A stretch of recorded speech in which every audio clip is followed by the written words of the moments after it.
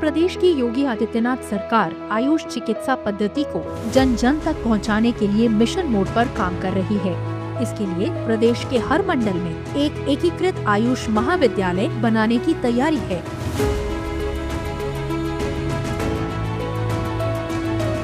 यानी आयुर्वेद, यूनानी और होम्योपैथिक इलाज की सुविधा एक ही कैंपस में मिलेगी।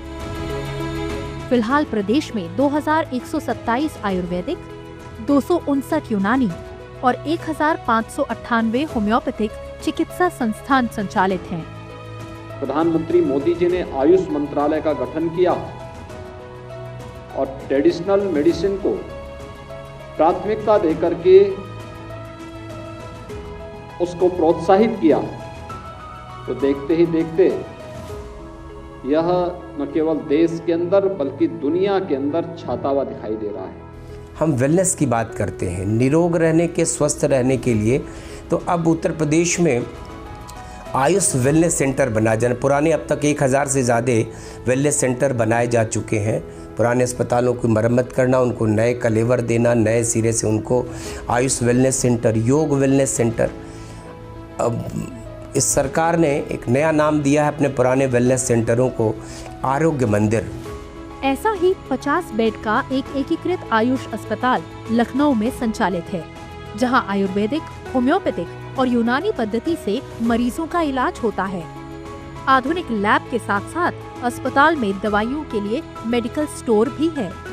इंटीग्रेटेड माध्यम से सभी चिकित्सक, सभी आयुष की सभी पद्धतियां मिलकर एक इलाज करते हैं, जिससे मरीज को राहत मिलती है और उसके जीवन को हम पेन रहित बना रहे हैं, उसकी डिसेबिलिटीज़ को बचा रहे हैं और उसको हम हैप्पीनेस के साथ विद स्माइल यहाँ से डिस्चार्ज करते हैं।